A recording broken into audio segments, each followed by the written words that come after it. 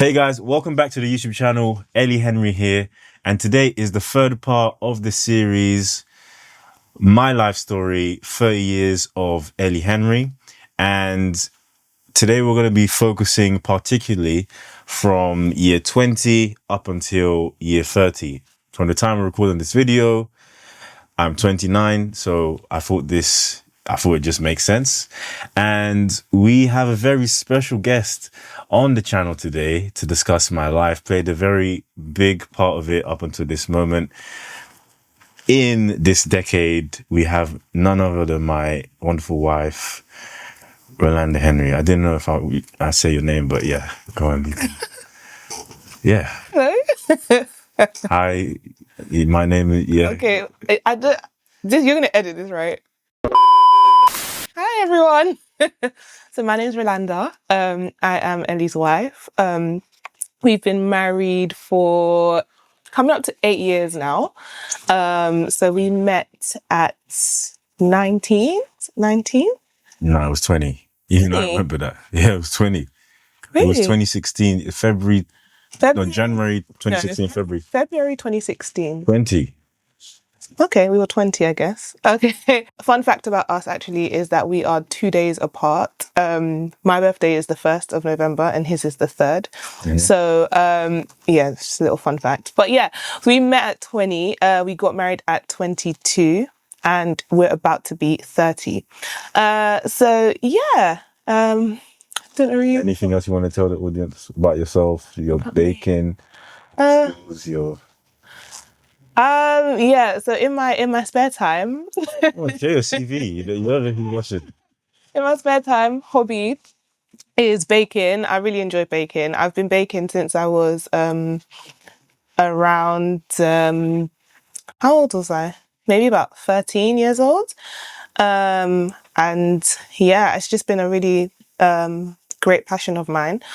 I really enjoy it. It's just very therapeutic to me. I do some wedding cakes, I do birthday cakes. I have got here so far through like word of mouth and just, people tasting my cakes, just doing cakes for family, friends. And yeah, it's just something I do in my spare time. I mean, Ellie always wants me to take it further, but I don't want to lose the passion for it. So yeah, I mean, I just do it on the side. And I'm a very comfortable person. If I'm comfortable somewhere, then I'm happy. And I'm very comfortable there. I'm very love happy sleep there. as well. I do love to sleep. I like rest. I think rest is very important for the body. And as you could probably tell, I'm currently pregnant. I'm not fat, I'm just pregnant. So yeah, we're expecting our first child. And yeah, that's a roller coaster that I'm very much looking forward to as well. So yeah. Thank you for sharing that. Mm-hmm. So yeah, we met at 20. That was quite interesting how we met. So we met in our church. And I remember actually, ironically, I just came off the back of speaking to someone else, and that fell through. Happy it did, for reasons I'm not going to share on this episode. And we connected through social media, which is quite interesting. And I'm not really an advocate for, online dating and that stuff, but even though it was through social media, Facebook at the time, our circles interconnected, if that makes sense, like Aldi symbol, interconnected Olympics. So we weren't friends. Yeah, you gotta put some cringe into it, isn't it? So we weren't friends. However, some of our friends were friends. So my church was in the north of London. Yours was in the south of London, right? Mm-hmm. So I seen you around, I liked what I saw, and, entered the DMs. So do you want to talk a little about that? Yeah. So I guess I actually knew his sister. So I was pretty cool with his sister. I think when I was about 16 and she was 14, if I'm not mistaken. As you can tell, I'm probably not great with the ages, but yeah, I think it was around those ages. So I knew his sister, but I didn't actually know that she had an older brother, and I didn't know that there was any connection between them. And I remember the day that I got his DM. It was actually on Facebook, and it was so direct, very straight to the point. It was more so like, "Hi, Guys. I've seen you around, and I want to get to know you, and yeah, let's meet," kind of thing. And I was just like, "Ooh, okay, who is this guy?" So obviously you do your deep dive. Tall, dark, and handsome. Okay, right. You do your deep dive. You go into now, because to be fair, he had added me probably 2 weeks prior on Facebook, and I didn't really think anything of it. But obviously now that we were Facebook friends, I could go and look at his pictures and stuff like that. So first thing for me was the height as well, because I'm quite tall. So I just needed somebody who was taller. So I was like, okay, that ticks the box. I liked what I saw as well, and I thought, okay, I can give this a go. So I told my mum about it, and she was like, oh, you got to pray about it. Who is this guy? You don't know him, you don't know much about him. And I was like, okay, but from what I can see on the socials, he seems like a really cool person. You could tell, like, I could see a bit of your interests. I think you were very much into football. And obviously God-fearing, which is the most important. And so I was like, okay, let's give it a go. Let's see where it leads. Yeah, faith definitely a big part. Obviously, not just meeting in church, because I often say this on the channel, if I haven't already, that I'm not a religious person, nor that I don't think you're a religious person, but faith plays a big part. And it doesn't automatically mean, because we met in church also, that you can automatically assume that we have faith. I think it comes down to, your relationship with God individually, and also, as they say, kind of, living what you preach without being perfect. We are not perfect, by the way, just to make that very clear. But I think that's a very big part too, because in today's day and age, I fear for people who are single. Not to say that there's no hope, whatever, but the way everyone's minds are wired, and the different traps you can fall into, there are not many people that have faith at the center of their lives, if you would agree. And for that reason, you don't know who you're getting into a relationship with. Yeah. So I guess a lot of like our relationship in the first year was definitely really getting to know one another, getting to know like what type of person he was with his family, how he treated his mum, his dad, his sisters, the type of relationships he had with friends, speaking to a few of his friends as well that had known him for like a numerous amount of years, just to get to know him a lot more. Because of course, when you meet somebody, they're always going to present the best version of themselves. They're always going to present the side that they want you to see. And so it was really important that we really dug deep into like our family lives. Yeah. One of the things that surprised me a lot to this day as well is that, like, when I met you, so my parents, especially my mum, she built up good habits, saving, being disciplined with money. Yeah. And Justin, who's behind the camera, you're not going to see, he probably remembers years ago, in my first part-time job, I saved up £500 to buy myself an iPad, which is amazing. And that usually doesn't happen for, a 15, 16-year-old. But you, on the other hand, your lifestyle was different.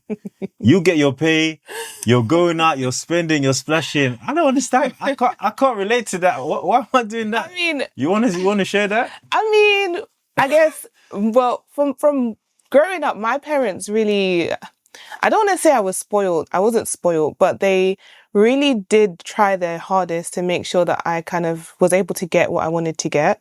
And so I kind of grew up with that mentality where it's like, okay, what really is saving? Like, what's the point of that? If you have money, spend it, you know, Your get dad especially, he's the president of enjoy yourself. literally like, we'd go out, go to nice restaurants, we'd get trainers once a month or a new pair of boots once a month, like clothes. I remember like getting my first paycheck, and I think I was about like 18 when I started working full time. So you're living with your parents and you're working full time and you're getting like a decent amount of money. And I only had to give my parents like a small cut. So I felt like I was literally so rich. So I had like lots of money to be able to spend on whatever I wanted to. So I guess we kind of met with like different sort of ideologies because Went into marriage. We'll get into that.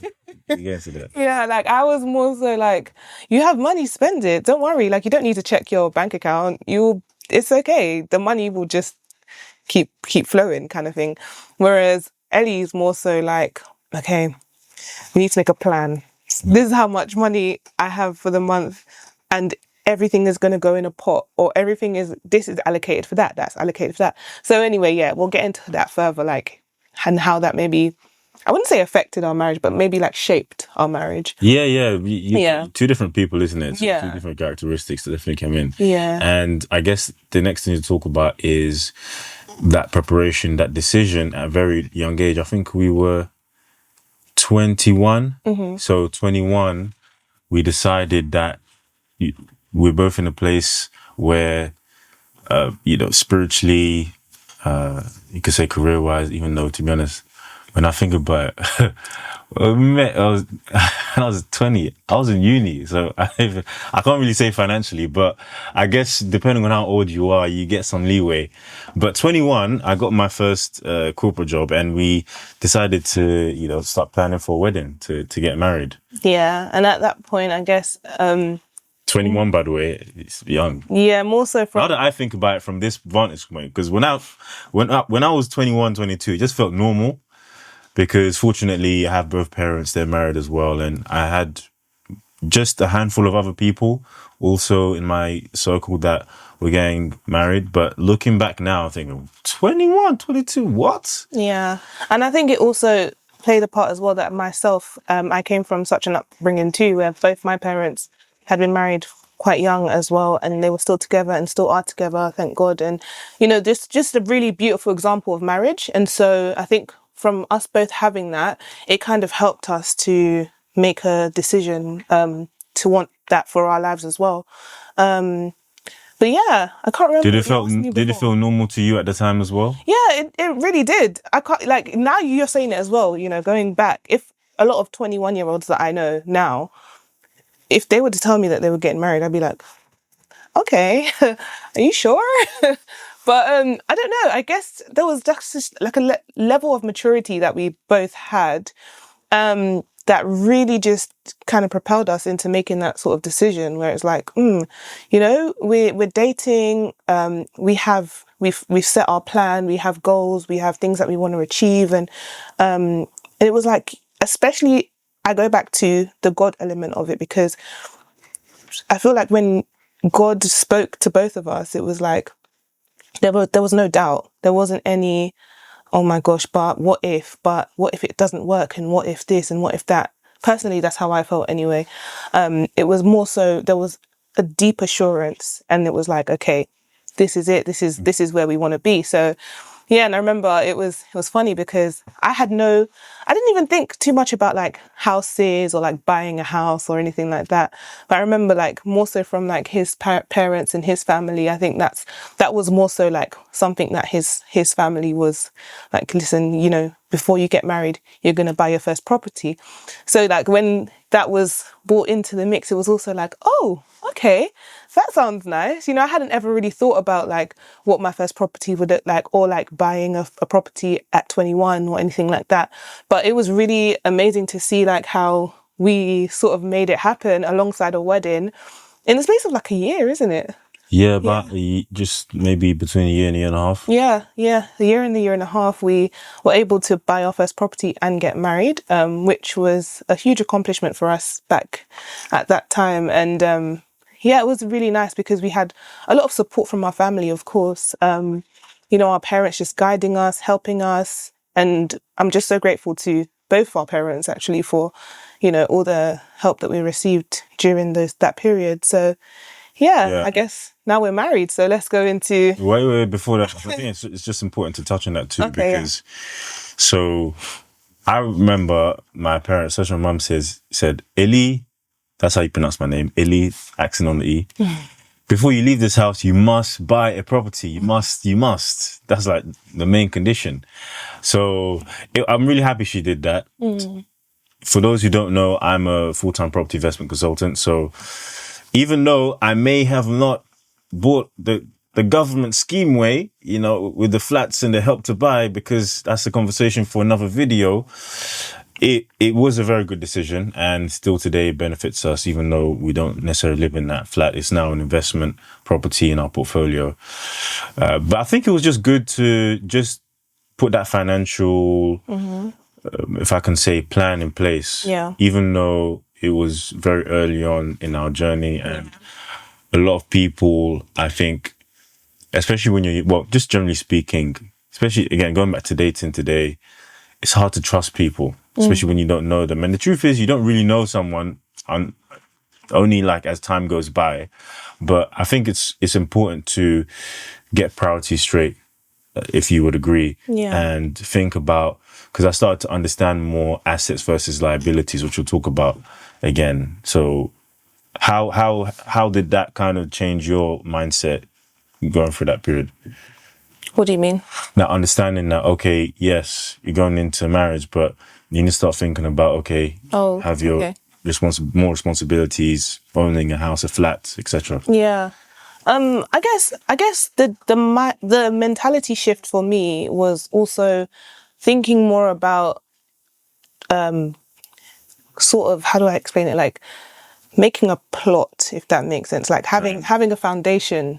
I think that was, because that's not something that I really thought about before, in terms of like, okay, we have this amount of money, how can we kind of make it work for us? Or we have this amount of money, what can we do to stretch it out or whatever? Like I said, my mentality was more so get money, spend it, you get it again, you spend it, you know, that was my mentality. So I guess I'm actually listening to an audiobook about this kind of habit. These habits to carry on. the marriage was really good, especially like meeting somebody who was quite opposite to myself. Taught me a lot. Like it taught me, you know, the fact that we were even able to do everything like in the space of a year just taught me that like with the right determination and the right motivation, you can actually make things happen. Like, you know, saving for a deposit, stamp duty, legal fees, all of that. The pay I was getting at the age of 21, I don't even know how I put money aside. Half of my, I lived with my parents, fortunately, which helped. Yeah. But I don't know how I did that. So like it just showed, and then obviously paying for a wedding on the side, and obviously we got married nearly 8 years ago, but still it was quite expensive. And also as a bride, you want certain things. So I'm going to talk about the chocolate fountain. I have to. I always talk about the chocolate fountain. So I remember like, you know, we were getting married and Ellie's mentality was life after wedding. That was his Someone thing. has to think about it. His thing is, we need to think about life. Life after wedding, the amount of times we'd sit down and we'd have conversations, and I'd be like, oh, I want us to have this at the wedding, I want us to have this sort of decoration, I want it to look like this, la la la la, and he'd be like, okay, that's fine. Noted. If we can make it work, we can make it work. But the main thing is life after the wedding. And I would be like, oh my gosh, here we go again. But of course, I really came to understand that, life after wedding is important. Okay, yeah, you did. I thought you was about the chocolate fountain. I mean, the chocolate fountain affected me a lot because I really wanted a chocolate fountain at our wedding, and he refused to let us have a chocolate fountain because he thought it would be a better use of funds to save. For you feminists, how dare you? How dare he? Listen, okay, listen. I'm not perfect, but in a partnership, if someone is what you may call possibly a good partner, a good leader, you're not going to agree on everything, okay? But sometimes it's for the greater good. So please relax. I mean, it did.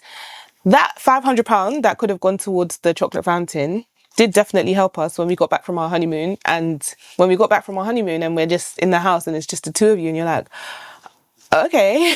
Yeah. Like we're married now. We've got bills to pay. We've got responsibilities. No more mummy and daddy to kind of help you out or to, bail you out of any issues. You've got your own stuff, things are in your name now. This is serious. If we don't pay this stuff, then that's on us, there's no one to fall back on. So yeah, that was helpful going forward. Definitely. Because then it was like, okay, it kind of taught me a sense of responsibility. It helped me mature quicker as well, because I had to realize that, as much as maybe I want to buy whatever I want to buy, or I want to travel or go places, which God provided for us to do, actually. Even though I'm smiling because when we got married, even though there wasn't the means, and some people think we travel every other month. This is not true. Even though it wasn't the means at that time to travel, even maybe more than maybe twice a year, you always wanted to travel. Always. Yeah, say, no, we can't do it right now. No, we have to go. We have to go. Even like, we had some nice staycations in the UK. That was nice. That was good. But yeah, you were still developing. You still, I mean, it took a bit of time. Of course, like in the first year, you're still adjusting. So there would be times like I would hate when he told me no. Like that was my biggest thing. Like, and she's always used to yes. Let's not say that, because I don't want to seem like a real spoiled brat.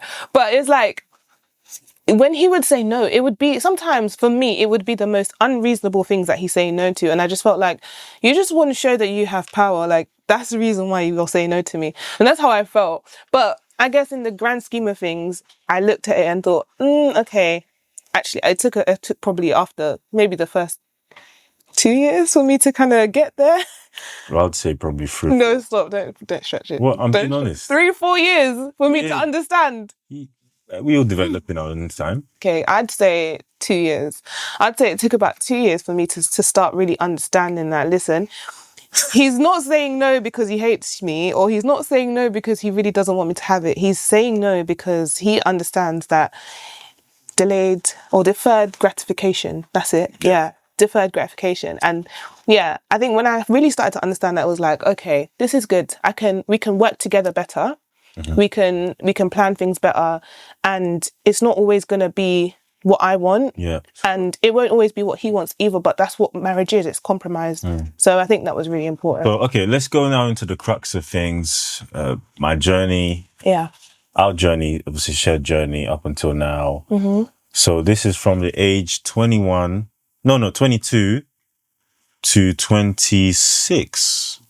22 to 26. This was, when I get my first job, that was 2021. Oh, sorry. So this was actually even before we got married, right? So, UBS. Yeah, UBS. Got my first corporate job. And I realized, this is just going a few steps back, before we got married, and while we got married, and after we got married, this ain't for me. Sorry. I'm sorry. Like, this ain't for me. I'm sorry. Listen, if you love your job, that's great. But all of us are different. We have different paths. I'm not against 9 to 5s. I'm not against university, but everyone has different paths. And I think obviously depending on what your path is, you should move accordingly. And I found out very quickly after we got back from the honeymoon, this ain't it. So I think that's the joint tied longest job I've had. From the age of 21 to 26 for 5 years, a year and a half, 18 months. And it just became a pain. Like, I didn't understand. Again, I've tread carefully. I didn't understand how my directors and these people that went to the office, because obviously one of my dreams growing up in London was to work in Canary Wharf, the big city, blah, blah. But these people that came in, the suits and ties, blah, blah, they're coming super early, leave super late. How do you have time for yourself, time for your family? And even the managing director of the department as well. I'm not saying he looked miserable, but I just couldn't see myself doing it for 10, 20 years. So I decided that I would stay on the path to find what I want to do. And earlier on in my life, I've touched on other videos. I kind of had an entrepreneurial spirit. So in school, selling sweets and stuff, and I almost lost it after going through the system, so university, etc., etc. But getting the is distaste the word? Yeah. Or feeling the disdain maybe for working 9 to 5, a corporate job, it kind of reminded me maybe I should take a different route. So I guess that's when my journey of ups and downs in work begun. So Yeah. just for context, I'm going to give you the breakdown. I always forget, but I should write it down. Between 21 and 26, before I became a full-time property investment consultant, I worked in a number of businesses. I did websites, I did clothing, I did podcasting, sorry. I did local business marketing. I did resale of trainers. I did. What else did I do? I think those are the main 5 ones. Yeah, you dipped your toe in a lot of different... And while all of this was happening, jobs wouldn't stick. I left my first job because if I didn't leave, they're going to force me out. Those who know sports, sometimes when you're not performing, the club needs to force you out. They're going to force you. I said, let me just duck out. Let me just leave. Oh, gosh. And then there were some jobs, very embarrassing. I remember my second job. So I did training for like a month. And then it just so happens that I wasn't performing how they wanted to perform. I hate call centers, but I thought, hey, this time round, I'm going to be the one picking up the phones. I'm not making the calls. But it just became so draining. And my manager, so imagine I'm sitting there, my manager's behind me. If you don't pick up that call, you that worked in call centers know, the call comes in, you don't pick it up. You can feel the eyes on the back of your head. You have to pick that call up. So there came a time after my training, really met some nice people, where my manager called me and said, Eddie, listen, you're not performing well. So we're just going to let you go. So please can I have your badge and we're going to escort you off the work campus. This was in South London, in a more urban, rural area, sorry. So the walk of shame, I took that walk of shame, took my ID badge like I was back in school and walked me off the campus. And that was crazy. At that point, the second job, how did you feel when, what were you going through your mind? Because second job, it didn't work. Oh my gosh. It was okay. The first, after the first one, you can be like, oh, it's okay, babe. Don't worry. We'll find another place for you. Like, it's okay. It's fine. Okay. So, we push together. We find you something else. And it's like, great. He's got a new job. Excellent. New start. Fresh beginning. Then you come home probably after, what is it? Was it even a month? I don't even think it was a month. 6 weeks. Training was rough. I literally, one thing about me though, is that I'm not the most serious person. And I think that helps quite a lot. Helps in terms of I wasn't that wife that just was like, you need to find a job right now. No. You weren't. No. Such a bum. That wasn't my mentality. In fact, if you want to tear someone down, you do that. Yeah. In fact, I kind of found it a little bit funny.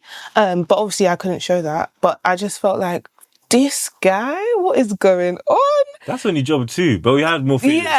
Yeah. After job 2, I was just thinking, okay, what's happening? But I just still thought, knowing him, and again, it goes back to one of the main things that I saw from the very beginning, even from the first message he sent to me, was his, his element of boldness, his confidence. That's one thing that I really saw from the very beginning. So because of how much confidence he has, it kind of always makes me feel safe. It makes me feel like, do you know what? Even though this has happened, something else is going to happen. We're never going to be struggling. God's got us also. We're not going to be in a point where it's we can't pay our bills and things are happening that is just oh my gosh, so. Oh, we struggled, but carry on. I mean, struggle is relative, I guess. We're not going to maybe you're trying to say we'll bend, but we'll never break.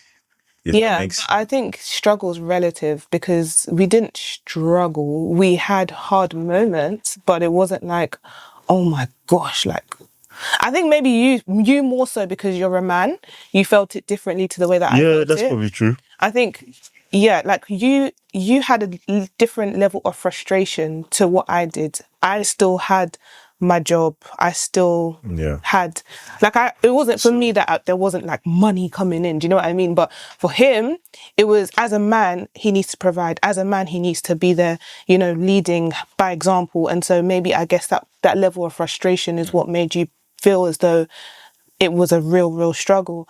But for me, I guess this is obviously job 2, so I'm still okay at this point. Yeah. So I'll let you go into. Okay, cool. So job 2's done. I remember, and I was unemployed, I think, for a month or 2. And then I went to work for, I don't think they're around anymore. Should I say the names of the companies? Probably not. But I want to. I don't think it's a problem, but I won't say it. I went to the third company, and this was a financial service company. I was really happy how I got the job, and it wasn't too far from home. So we used to live in Croydon. It was cool. But you know what's funny about toxic workplaces is that if you watch this, you can relate. They always tell you, yeah, we take on any suggestions.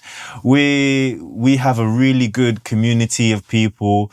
But when you get on the inside, you have people, the real ones, they're telling you, hey, this place is crazy. This happens. So you never really find out until you get on the inside.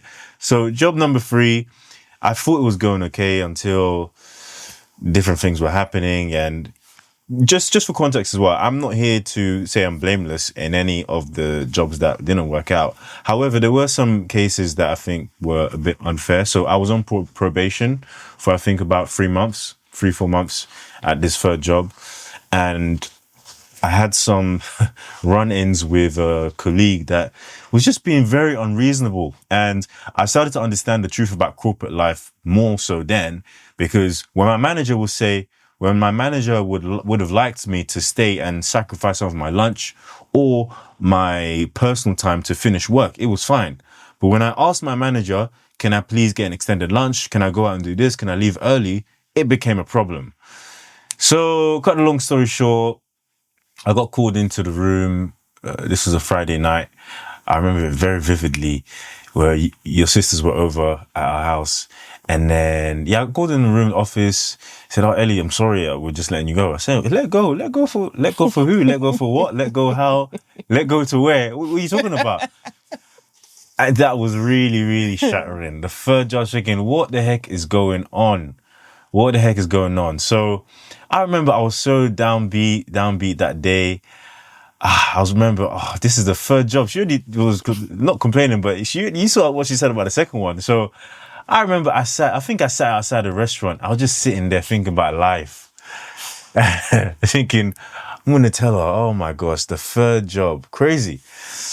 And this time we had, obviously I did tell her, and I guess it's back to the drawing board. And I think shortly after we went to Dubai, this was 2019, early 2019. So we went to Dubai. The first time I went, so happy. I never knew anything about Dubai, but she really wanted to go, get a holiday person. To this day, if you know me now, I'm really happy that you took us. You're worse than me now. No. In terms of going on holidays. I don't take holidays. I travel and I work. I network in business. But what I mean is that, like, you're the one who's suggesting, oh yeah, let's travel, let's go on holiday. No, specifically to one place. That's the only place that if you know, you know. That's the only place that I really push. So I think after that point, I came back, and then it was job number 4, and at that time I started real apparel, clothing business, and then the podcasting too. But then I went part-time. So I went part-time in a job in South London, and I was working as a events assistant manager. The people were nice. Manager was okay at times, but again, problems. I think I lasted a year in that job. Right. Then COVID, right? Yeah, COVID. Just before that though, that part-time job, I don't know how we did it, because I was earning less than £1,000 a month. Yeah. I don't know how I made that work, but I was just determined again from the first job, I'm going to find what my purpose is, what my assignment is, what God has put me on this earth to do. So I did that, did the podcasting, etc. And a year passed. and things just kept going wrong in the job. And COVID came, and COVID, unfortunately, some people lost family, some people lost their lives. COVID came, and I lost my job. No surprise. So that was job number 4, I think. Number 4. And it was people getting furloughs of packages, some financial packages, but I started to see the writing on the wall when I saw other people leave, really. So I got my furlough package in 2020, and I got laid off. What was your thinking at that point? Yeah. In 2020? At that point, I guess I really just knew that working was not for you. I knew. It took 4 jobs. I knew. I said, you know what? It's not for him. It's really not for him, because every single job, there's a problem. Every single job, there's just a problem. And I sort of saw it as actually a way of... That was 5 years. 4 in 5 years. Not even 5 years. That was 4 in 3 years. 3 years. Wow. 4 in 3 years, yeah. So I really I had to look at it from a sort of spiritual perspective, because I think as a woman, as a wife... what do you mean by spiritual, for those that... I'll expand. Okay, no, okay. As a wife, you do, like, for me, I'm looking at you and I'm thinking, oh my gosh, I can see so much frustration. I can see, like, there's just this like determination, but for what? And there's a passion, but for what? And so I knew that the problem couldn't have been you per se. And also I knew the problem wasn't the jobs either. So even though, of course, you had different experiences in the jobs, but I knew that there was painful managers. Yeah. Most of us leave work, not because of the work, because of the people. Yeah. That's another conversation. Yeah. But so I knew that I had to look at it from a different perspective, because it couldn't have been either of the things that I mentioned. Yep. So I had to see it from a spiritual perspective, whereby I was looking at it like, okay, this just must not be God's purpose for him. And so therefore we need to really try and find what God's purpose for him is. And we need to find it quickly, because we can't be going through all of these different, these disappointments. And it's like each time he would come home, even when he did find a job, like I remember even the 5th job that he found, which was, it seemed perfect. It was like literally a stone's throw away from the house. So he didn't have to pay for transport. He could walk there. He'd come home on his lunch and stuff like that. It was really good. But other than that, it was like, okay, when we got to that point, it's like, all right, what do we do now? What do we do now? And so, sorry, quickly, just to add, is that when I realized, like, listen, the purpose that you have, it's not in a workplace. It's not anywhere else, but it's somewhere that we just haven't found yet, because like he trialed different businesses and they didn't work either. So, yeah. Yeah, definitely. I think as well during that time, since the beginning, I don't know what it was, but there were maybe a few inspirations, but I always told myself, I'm willing to wait. I'm willing to be patient. And I think that's really hard to find, not to big myself up, but that's really hard to be and find and be around nowadays, because everything today is quick and instant. How to get rich quick, how to do this. So I embraced the failing. I thought, okay, this didn't work. I'll find eventually what it is. So going into job number 5. So job number 5, or before job number 5, I think I was unemployed for about 7 months, 8 months. Gosh, I don't know how I think, yeah, it's definitely God, because I don't know how we did that. For that time, it's crazy, you know. So we travelled as well during that time as well. I think so. Somehow, I don't know. It's a blur. On some parts, maybe another video I'll go really into it, but yeah. So found a job that was even closer to home. It was almost perfect. IT role and offering progression, but obviously I was not going in there for progression. I was just going there to pay the bills while I was working on other type of businesses. I think it was the podcast business mainly at that time. We had just done, podcast business. It started off really well, really, really well. So in 2021, I think I started working from home still. You guys know how it is, how COVID ended, the luxuries. Until my manager said, no, guys, we have to come back into the office. How much do you hate going to the office? How often do you go to the office? She's laughing. She's laughing. We just leave that there. I didn't want to go to the office either, but I had to go to the office. But I guess I tried to be too smart because during that time, I tried to find smart ways to do work and come back early. She remembers some accounts. So I used to do work with IT support. So troubleshoot people with setting up their mobiles, etc., etc. But it just wasn't a place. I was just passing by, literally, I was just passing by until that job that was very easy and I could do it in my sleep. Some of you probably do it. I left my laptop open. I put something on the keypad so it stayed open and it looked like I was online. It just became a problem. I just kept getting caught. I wasn't purposely trying to do it. I was just trying to, not be mischievous, but I was trying to just make life easier because I was put there to do a job. But something I didn't like about my job was that they wanted my time. They weren't really concerned only about Ellie doing a good job. It was more so, Ellie, we need to control your time. And that's what it was. I'm sorry. That's what it is in most jobs is they want your time. They don't care. They care as much about your time being controlled as much as the execution being done. So fast forward, started to experience problems with my manager to the point, around this point was a tipping point, but I think this was definitely one of the nails in the coffins. So my manager that came from the northeast of England, she came down, I think the northeast, she came down to Croydon. She spent a few days with us, cool person, and she left.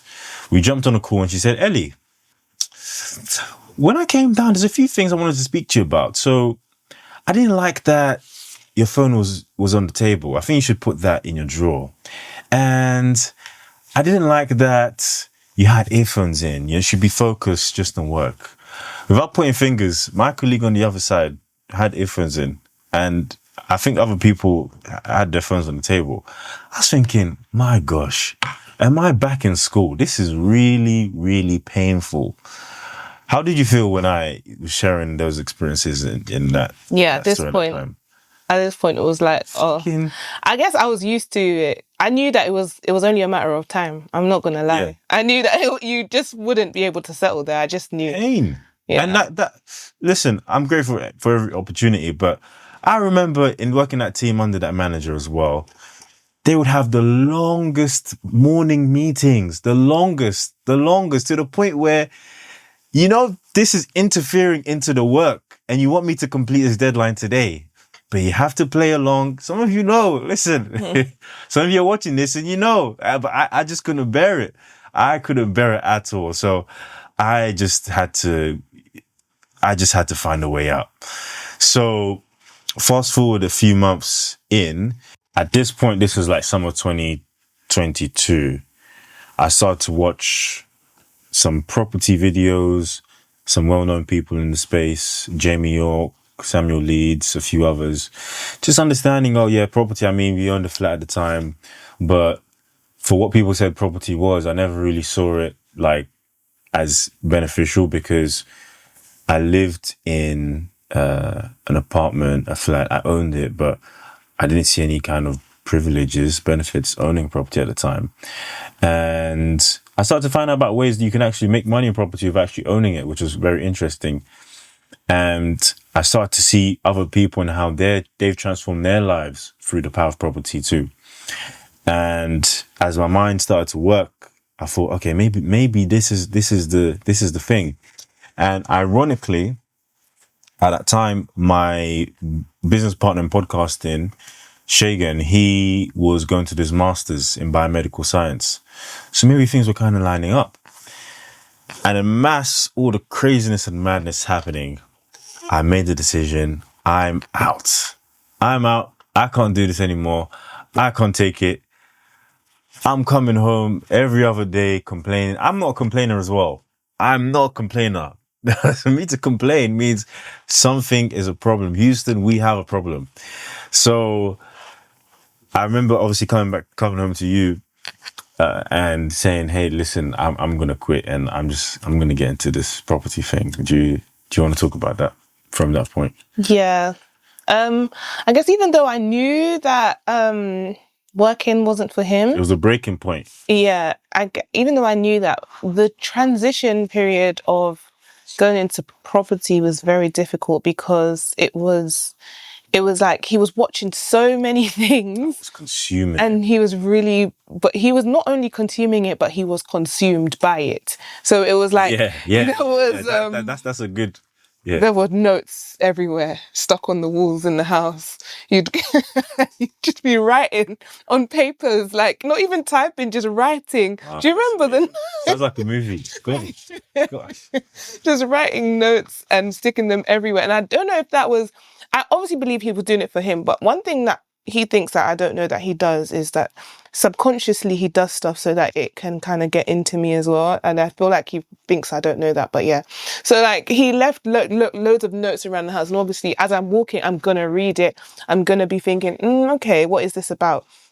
And then I think he was like, I'm going to go on a course. So he went on a course. I think he had to pay like, it was about £300 or something. Not too much. I did an online course. Oh, you did the online course. Not even a course, it was an online course.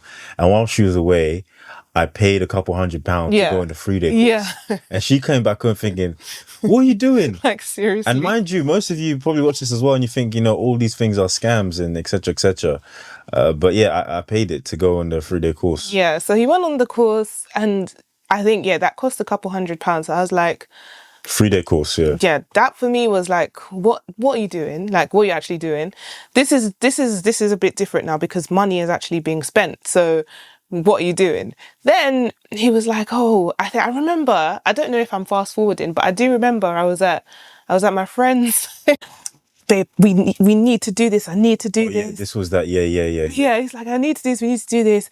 I need to put the 2K into it right now. Like right now. Like they're asking me to do it right now. I'm like, what do you mean right now? He's like, yeah, right now. I need to put this 2K. Like otherwise, like the deal's gonna go. Like they're giving me an offer and la. And I was just there. I remember in the restaurant and I'm with my friend and I'm obviously trying to be composed. But in my head, I'm thinking, what the bloody heck is going on? What's he doing? What kind of madness has taken over? 2K into something that I don't even know what you're doing. But I don't know. In that moment, again, I guess I just trusted in his confidence. I trusted that he's not a rash person. He's not a person who's just going to throw himself into something random. And I guess it's about really knowing your person. I really knew and trusted and really believed in him, but most of all just believed in God that I don't know what it was going. I didn't know what it was going. I didn't understand it, but some things you just don't understand, but it makes sense to you after. And those were my feelings during that point. And yeah, he ended up doing it and then even pushed him further, like propelled him further into it. And then he was like, no, you've got to come on a course with me. And I remember it was a 1 week. Was it 1 week? No, that was just 2 days. No, it was like 2-3 days. 2 days. 2 days. 2 days. And it was so far away and we had to drive all the way to this place. Can't remember where. I can't remember where. But yeah, it was far and like I went on the course with him and I got to learn more about what it was and stuff like that. And that was a free course, which was quite good actually, but it helped me.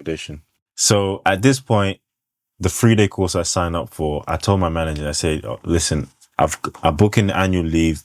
At this point, I hadn't quit yet, but I think she could see up until this point that I was committed. It wasn't like when you speak to someone and they say, oh, this is what I want to do. And they're very laxy-daisy. They're very relaxed. I was really committed to the point where I was doing online courses and I would stay after work to do the homework. That's real commitment. You don't just say, you have to show. So put annual leave in. And another thing I hate, about 9 to 5s is asking and wait. For me personally, again, why should I wait for someone to tell me when I can take a break? Why? That doesn't make sense. What if they say no? Should I say no as well? I was about to say no too, if she said no to me. So I was about to say, hey, listen, if you don't let me go on this 3-day course, I didn't even say course, sorry, I didn't let her know what it was, but if you don't give me 3 days off, I'm not coming into work. I was that ready to risk it all, as they say. But she did, fortunately, which is great. And I went on the 3-day course, which was really good. And then I did like another day course, blah, blah. And I came to a point where again, faith plays a big part in my life. I think God was telling me this is my journey. Again, everyone's journey is different, where I had to make a decision. Ellie, do you carry on trying to do both things, or do you take the jump, take the leap? Because the worst thing has happened. Again, up until this point, I've had jobs. This is my 5th job. This will be my 6th business in 5 years. Saying that loud is crazy, to be honest. And what's the worst that can happen? Literally. Took it really far. So we had a conversation back and forth, and I just remember just telling her, listen, it's something I need to do. It's something God wants us to do. Our life's not going to be, it's going to be different. It's going to change, etc., etc. And I think something she knows about me as well is that when my mind's made up on something, it's made up on something. It's there's no going back. Of course, consulting, we got conversations, but I was set. I was dead on. And I did a course, and there was another course, an annual one, where you had to commit, like, openly, transparently, £10,000+. And we didn't have the money at the time. We didn't have savings or whatnot. And we went into loans. And I shared this in an interview with Samuel Leeds. I went into a loan to take that money out, and ready to bet on myself, because I'm a strong believer that if you can't bet on yourself, if you can't take the risk on yourself, how can people take a risk with you? What gives you the confidence to stand in front of people and say that you are the real deal if you're not able to do it? And I think that's what plays a big part in, personally, my confidence as a person, as a man, is that I'm ready to back myself. I'm ready to fail. I'm ready to learn. And I think that's really, really important. So at that point, quit my job. And then with some of the things that we learned in the 2-day training, it was a really crazy time, because at that time we decided to move into a big house. So quit my job, took a loan out, no financial security, somehow started, working towards renting out a bigger place. And then we were going to use our flat that we owned and rent that out to make money in a service accommodation, Airbnb kind of way. So there's a lot of risks. Yeah. A lot of risks taking place, and moving house, and this thing has to work. Yeah. Because if this thing don't work, this ship is sinking. Mm-hmm. So you want to talk a bit about that transition? Yeah, like, I mean, after going on the course and just seeing the excitement from that, and like seeing him as well, especially, like, you have to understand, I used to see him come home from work and he would literally be so down sometimes. Like, it's like, oh gosh, like, the only thing that made him happy, I guess, frustration. Yeah, there was a lot of frustration. I mean, he would be happy, but then you could just see, like, even getting up for work in the morning, it'll be like, oh my days, I don't want to do this. I really don't want to do this. And I got tired of just hearing that all the time, like, oh, I don't want to go to work. I don't want to go to... I'm thinking, oh my gosh, can you stop?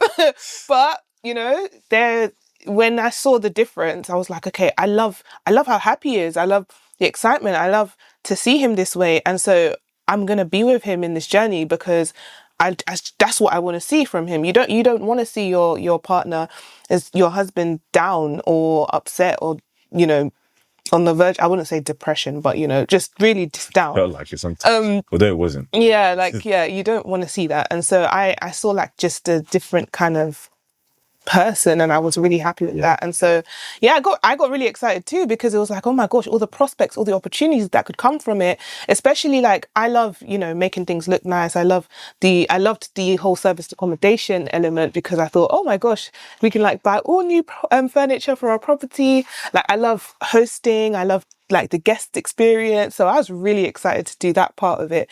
And I guess as well, the kind of person that I am is I always say this, I kind of live in Disneyland a lot. Like, I'm like a fairy, I just, she was a fairy. I live in, fairyland. So yeah, it was really, really exciting. So moving on to, like, our first sort of booking, I remember that was amazing. Mm-hmm. Do you want to say? Yeah. No. It's amazing. So we set up our property, and some of the loan that we took to invest in my education for property and business. And just to talk about that briefly as well, I started to realize, looking at other people that are successful, they followed this route where a lot of people call investing in education a scam, but when you go to university, you may not pay for it up front. You still pay for it, to be honest. And a lot of success leaves clues, I found, and a lot of successful millionaires, billionaires, this is financially speaking, they are taught. They don't just wake up and know how to do this. So I had to start getting in the room with other people who were successful, who wanted to be successful, and other people who would inspire me and show me how that looks like. So we set up our service accommodation. We put about £2,000 in. That was a very interesting experience. We had people like that guy that was painting. One guy was painting our flat, and he called me in the middle of the night and say, "Listen, I'm locked. I'm locked out. I can't. I need to get back in." I think I ignored his call. Did I ignore his call? He called us like 10 I can't remember. times, but yeah, I'm not a bad person, by the way. So he said he was going to paint overnight, but he had stepped out to go and get some food or something and locked himself up the apartment. So he wanted us to leave our house and go and open the door for him, but yeah, we couldn't do that. So. Not at 2 or 3 a.m. in the morning. That ain't happening. So, cut the long story short, we set up our property, our flat, and I remember driving, and I think I saw at that point, even beforehand, before I started driving, that our first booking came in, our first guest, our first client in our own property. And I wasn't bawling, but I shed a tear, and I know that sounds quite funny, but I shed a tear, and I wouldn't say cried, but I cried maybe a bit. Only because up until that point in my life, I was 26, and I felt I had been lied to, personally speaking. That, again, even with good intention from my family and whatnot, I hadn't told anyone else. Up until this point, no one knows apart from her. No one knows until I made the money back from that I invested in that course, and no one else knows. I was driving, I was thinking, wow, all this time, people said I had to go through the system and do this and do that. And I just rented out my property, and I think at the time it was probably not far off what I made a month in one booking alone. That's when a famous quote that I've heard from one of my mentors is, when you see it, you can't unsee it. You can't unsee it. And I think at that point, things started to become more undeniable, not just for myself, but for you too. And I remember as well when I consulted with my first client, and I made at that time, don't charge the same anymore, I made £3,000 in one day. I thought this was unreal, because at that time, my last job, the most I made was around £2,000 a month. That was crazy. How did I make £3,000 in one transaction? And going from strength to strength, and, openly speaking, going to £16,000 months, £20,000 month, the best month thus far, almost £30,000 in. The numbers are just crazy. And to know that this is not even scratching the surface of what people are doing, and understanding that there are people that do million in a day, it's really mind blowing. And I'm not going to go into too much from this point onwards, but I think that was the beginning of, again, not perfect journey. Please don't take it that way. There's been ups and downs up until this point, and there always will be, because that's life. But I think there are loads of messages to take to that point, because it just shows that, like, you need to believe in yourself. And most importantly for me, God believed in me, I believed. And to have a partner like yourself, wife, very supportive, played a big role, and coming around eventually, it was just, it just became this new journey, exciting journey. You want to just wrap up and touch on that? Yeah. It was unbelievable. It was like, whoa. You now it's like 3 years. You've been in it 3 years. Yeah, now. just over 3 years now. And crazy. I thought if I survive 3 months, I'm okay. I'll be. Obviously, this is the longest, the longest. My longest job.